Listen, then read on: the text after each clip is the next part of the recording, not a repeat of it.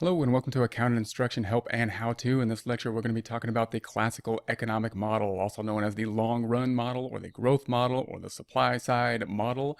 We will be able to, at the end of this, define growth and describe its benefits and costs, describe how markets, specialization, and growth are related, list sources of growth, and describe how the resources of growth can be converted into growth. First, I want to take a look at some policies that this model will lead to. So I'm going to say what the ideas in this model tend to lead to in terms of policy decisions. First, take a look at those, then look at the actual model, and then take a revisit in terms of how it may lead to these policy decisions. So first, let's see where this model tends to lead people to think to in terms of policy decisions, and then go through the model and then go back here and take a look at this again. So this model tends to lead people to say that they want to encourage saving and investment as opposed to spending oftentimes. Formalized property rights are going to be an important thing, and reduction of bureaucracy. So the rights to property tend to be an important consideration when we're taking a look at the classical model, providing more rights to the right kind of education. So education being something of importance to a classical model, but of course the right kind of education, which we'll take a look at. Promoting policies that encourage technology innovation. So innovation being something that's going to be important in terms of how can we get innovation going in terms of a classical model. Promoting policies that allow taking advantage of specialization. So policies that encourage people to specialize is going to be a concept of policy decisions that tend to be led towards if we're looking through the lens of a classical model. The basic assumption of the classical model is that if we can increase growth, if growth increases, then everybody is better off. That's going to be the basic idea of the classic model. And that was pretty much what everybody thought all the way through basically the 1920s. That was going to be the long-term growth model, and the major focus being on long-term growth, thought being that the market, the free market, will take care of everything else, and we can just focus on growth, and that is how everybody will be best off. Now, in the 1930s, of course, we had the Great Depression, and that was a huge downturn, and it became very difficult to say during that downturn that we should just wait it out and have it see that things will retrieve to equilibrium at some point in time. It was difficult to make that argument. Although the argument is made, there's still debates in terms of what happened in the 1930s and what led out of the depressions in the 1930s. But this point in time is going to be when modern macroeconomics and the focus on the short term and the focus on business cycles really happen. So the discussion, of course, within the 1930s around how did we get into a Great Depression and how does one get out of a Great Depression are going to be debated, of course, during this time period. And that's when the short-term model, also oftentimes a Keynesian model, being termed as a Keynesian model, came out. And that's going to be the model on the short term and the model on business cycles. And that really took place until about the 1960s in terms of the U.S. policy. In the 1960s, we had basically a Keynesian model, and we'll talk about that separately and where they contrast each other, a classical and a Keynesian model. And then, of course, in the 1970s, we had stagflation, which wasn't supposed to happen in the Keynesian model. And then we had kind of a bounce back to some of the classical ideas and a bit of a blending between the two models at that time. So if we go back to basically the classical model and then take a look at the ideas of the classical model, focusing on that long-term growth, the major idea of the classical model is that, of course, we want to grow. And we can compare this to that concept of the production possibility frontier. So when we saw the production possibility frontier, you'll remember we compared two goods. We had the vision, the economy that only had two goods in it. And we said that we can produce anywhere with our inputs on that production possibility frontier. And the idea being if we're efficient, we're on the production possibility frontier, and if we're not efficient, we're somewhere within the production possibility frontier. And of course, and the market, the idea of the markets for a classical model are that they are efficient. So the market basically means that for the economy as a whole, we would be on the production possibility frontier for this type of example. And our goal is to grow, to do some things that will push out the frontier, just like in that model. That's what we're looking to do. That's what the long-term focus in terms of a classical model is looking to do. The difference between the classical model and the production possibility frontiers is we're looking at potential output, which is similar to the production possibility frontier, except that in the production possibility frontier, we're talking about those two items representing total output. And so we're also looking at kind of the distribution between those two items. That's not the case here. We're not looking at the distribution. We're just looking at the potential output. And so the potential output, more focus on aggregate output, that's going to be the GDP, and the GDP is equal to consumption. Remember the formula GDP, gross domestic product. It's consumption plus investment plus government spending or consumption, government consumption, and net exports. Potential output is then the highest amount of output an economy can produce from existing production processes and resources. So that's kind of like where we would be if we're looking at comparing that to the production possibility frontier. That's basically where we would be on the line, where we would be efficient at that level of inputs. And then, of course, our goal is to see from a classical model how we can push that out, how we can have the increase in potential output. Say's law is going to be basically an assumption of a classical model, the assumption often being that aggregate demand equals aggregate supply, meaning supply creates its own demand. That's why the focus is on supply. That's going to be Say's law, and that's going to be because the demand is sufficient to buy whatever is supplied. It's going to be the concept. Or in other words, people work to supply goods so that they can then consume goods, and that leads to the idea that aggregate demand is equal to aggregate supply, meaning the reason people work is because they want to consume, therefore they produce stuff to have others consume, and that would give the indication that aggregate demand is going to be equal to aggregate supply. If we contrast that with the Keynesian idea where the economic output can vary from potential output, so we could have a point where the economic output is different from potential output within a Keynesian model, that's going to be a short-run idea, and that's when the government policy focus on expansionary policy to shift the aggregate demand curve. So you can see that the Keynesian idea is going to be that focus on demand to shift back out. And from the classical idea, the economy is always at potential. It's always at the potential. Therefore, the focus of the government policy is on the supply side rather than the demand side, trying to increase long-term growth. And obviously, this is where the debate happens a lot of times in terms of policy recommendations. Growth rates can have a really large effect on the economy over time, even if we have modern growth rates, such as the US having like around a 2% growth rate for a long period of time because of compounding. Similar to interest compounding, the effect can be large over a long period of time and affect a lot of people. We often use the rule of 72, which is going to be a shorthand rule to see how many years it takes for income to double. So if we take the number of years for doubling is going to be the 72 divided by the growth rate, and this could often be useful for us to see how many years it takes the income to double, and this is a useful comparison when we're comparing different types of economies and seeing how fast they are growing. Factors that increase production include specialization and division of labor. So when we're focusing on that long-term perspective and trying to increase the supply side and increase the growth rate, then of course specialization is considered to be something beneficial. Specialization being that concept that we basically focus the thing on what we do best and we basically trade for the rest. And we can see that of course when we look at what we actually consume. Most of the things we consume, things that we probably don't even know how they're made and maybe not even how they work. For example, how clothes are made, how the microwave works, or how to cook. Some people don't know. So those are things that we may trade for and specialize somewhere else. And that is something, a concept that is believed to make a lot of people better off. That specialization is something that leads us to be able to consume far more than we would be able to without that specialization in trade. Division of labor is going to be a concept that will increase the ability to specialize. So division of labor is the splitting of a task to specialized components. So we see that in things like the assembly line dividing up a task to components. Therefore, people can specialize more, and that should increase productivity. Now, of course, there's going to be costs to these things. Even Adam Smith had costs to these in terms of pen manufacturers was the example he had, where one individual is doing one specific thing in order to make a pen. And the cost to that, of course, is just a repetitive job and not being mentally stimulated probably, which is probably something that people are going to need, especially someone that Adam Smith would be very concerned with something like that, being someone that likes to think a lot. So he would see that as a very high cost. That's actually a very large cost, even though we have the productivity. The other cost that people will point out is that markets are not going to be equal in terms of the distribution. Therefore, if we can say markets are efficient in terms of productivity, we know that the distribution of who gets what isn't always efficient with the markets.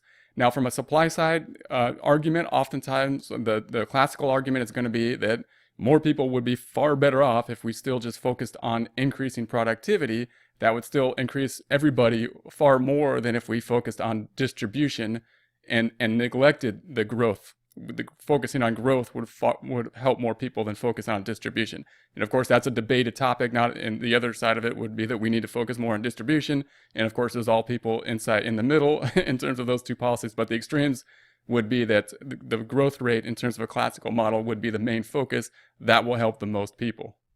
When we think about growth, we can think about it in numbers of growth, but we can also need to think about it in per capita. So this is going to be the idea that we have the per capita growth, and that's the idea that we need to average something. So when we're comparing two things of different sizes, two countries of different sizes, we can't just look at the number of growth. We need to look at some type of average in order for us to compare countries that have different sizes of populations, like the US and China having different sizes of population. And so some type of average, a per capita average, is a good way to do that. Per capita growth would be the percentage change in output, the percentage change in the output of stuff that's being produced, divided by the percentage change in population. That's going to give us the per capita growth rate. The average growth rate per person. Useful number to have. It is an estimate, of course, because it doesn't estimate what everybody actually has, because we talked about the fact that the distribution could be a huge factor in terms of what's the distribution in different countries.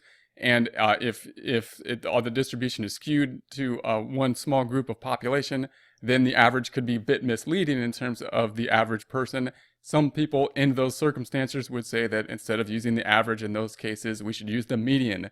And this is just basic statistics where when should we use the average, when do we have outliers, and when should we use some other method. And the medians, when you take them all and you pick the number in the middle. So if you pick the number in the middle, then you can account for, in some ways, the distribution problem when we have averages and we have all the distribution going to a small group of people. The median might be a better number to use in those cases. We'll now take a look at some of those sources of growth. So if we're looking at a classical model, we're looking at the long-term growth. So what are sources of growth? We'll list them out here and then we'll go into some more detail. So we have growth-compatible institutions. So institutions are going to be important. We want institutions that are going to be compatible with growth. Investment and accumulated capital, so investment being something that's considered to be important in terms of long-term growth perspective, available resources being important, technological development being important, and the idea of entrepreneurship. So those are some lists of some of the things that could lead towards the long-term growth, and so let's take a look at some of those. Let's first look at growth-compatible institutions as a factor to increase the long-term growth. So the components of institutions are going to be important in terms of growth, and we want the institutions, in order to foster long-term growth, to have favor markets and private ownership. So two concepts that are going to be important are the idea of having markets, the market-based systems being believed to be more efficient, therefore leading to more long-term growth, and private ownership going to be an important part of that system, because the idea of the market is that people can accumulate what they earn, and then be able to keep it through that private ownership. So what would those type of things favor? We want policies to be put in place to favor market types of activity, market interaction, allowing the market to take place, and then private ownership, including things like law enforcement, in order to support private ownership, so people don't have to walk down the street and worry about being robbed all the time. That's going to be an important factor to stabilize ownership for people to accumulate wealth, and that will lead to growth, is the idea. The idea of markets being that people get to keep more of what they earn. So there's a lot of type of systems out there. If we think of a more communist system, that a system where everybody puts into a pool and then there's an even distribution, there's not the incentive really to produce more. And therefore the concept of being able to produce more and then keep the excess of production leads to the idea of more production, which is thought to increase the level of output overall. Corporations are a type of institutions that have thought to lead to a lot of growth, because the corporations limit the liability for the investment. So people that are investing within the corporations have more of a limited liability and therefore are more likely to invest the capital, that invested capital leading towards the use of that capital and leading towards growth. Capital accumulation is going to be another factor of growth. Often we think of saving and investment being components that will then be saving and invested to capital, the accumulation of capital, using that capital. When we think about capital, we often think about physical capital like machinery and whatnot within the factors of production. That's not the only capital we can think of when we're thinking of capital. There's also human capital. There's going to be social capital. So human capital are skills for workers gained from like experience, education, on-job training. Human capital being an important factor. Social capital being things like norms that incentivize the increase of production. So the way the population basically thinks in terms of social norms, if there's social norms that are geared towards production and being more productive and whatnot, those are types of norms that tend to be thought to lead to productivity. It's important to note that not all capital will often lead to productivity. Some of the capital could be obsolete, so it's important to think about which types of capital are going to lead towards the most growth when we're thinking about the increase of capital. The next component of growth, the availability of resources. So the availability of resources is thought to be a key component in, for example, the U.S. growth. When the U.S. is majorly growing, they had a lot of resources, including natural resources as well as land, and those being aspects that are thought to contribute to a large period of growth within the U.S. Resources are also, of course, something that we can trade for if in trading for resources. It's also note that resources can change with technology. So one natural resource that's always going to be out there is being close to water. Being close to water, being a huge natural resource. One of the reasons it's always been a huge natural resource in the past is because most of shipping happened through waterways. And of course now we still have that, but there's other ways to ship. And so that particular factor of being by water may be a bit different now, although there's still huge resources to being by water.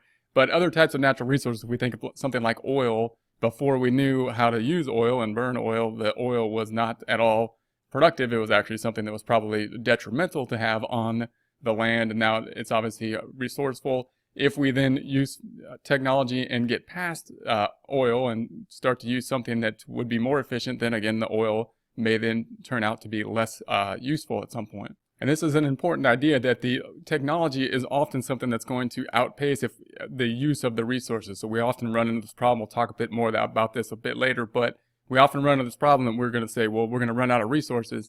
And if we have an increase in technology, oftentimes that's our way out of the problem more often than not. And that's actually a more positive perspective that we can take a look at in economics, which is often called the dismal science. Another source of growth would be technology. So increases in technology would, of course, increase the growth. That's going to be really one of the major focuses that are currently looked at, is the increase in technology, and that's the way we make goods and services. So when we think about technology, we probably now think about like new computers and things like that. But anything technology is increasing or changing the way we do things, whether it be a really technical type of thing like computers and software now, or just this changing in the process and the way things are done in order to increase production. And the thing that's great about technology is that, of course, a change in technology in one area often leads to changes in technologies in other areas. So people really feed off of technology a lot of times. That's what we can see as a form of externality, a positive externality oftentimes with these technology, because once the technology is out there, it might be applicable in one industry and other people can use similar concepts and apply it to different industries. And that's the type of thing can really increase the production possibilities. And then the next component of growth is going to be entrepreneurship. Entrepreneurship being the idea that the ability to get things done is the ability of an entrepreneur, the creativity idea, the vision, the willingness to accept risk. Those are the types of things that the entrepreneurs have. And it's not a skill that everybody has, or again, the culture of an organization doesn't always produce individuals that have that in the norms to want to take on more risk and that type of thing, because taking on risk is taking on risk. It's not a natural thing to do a lot of times. And this is going to be one of the areas it's thought that in the U.S. has contributed to a lot of growth. And we take an example like Bill Gates, who has become very wealthy through the production of computers and the revolutionizing of computers through that self-interest, and through the process of getting very wealthy, has also influenced a lot of people in terms of, one, having the computer usage for a lot of people, and two, in creating a lot of jobs for the economy, really increasing our GDP and a lot of other countries' GDPs along the way by allowing them to be more efficient through these types of technologies that have been provided. So that's that paradox of capitalism that we have here. One, that huge uneven distribution of the wealth, because obviously if you got very wealthy through this process, but the same can be argued that through that process of that accumulation of wealth, he helped more people than basically anyone else, even though he was self-interested in his goals in that case. So that's going to be kind of the paradox that often we take a look at. But the process of that innovation entrepreneur, often one of the major components that can move out the production possibilities. This leads to the idea that the classical model is often focused more on the capital growth, and therefore it's going to be focused on saving. So a capital model is often focused on saving, which is going to be put into investment, and that's going to increase capital, that's going to increase growth.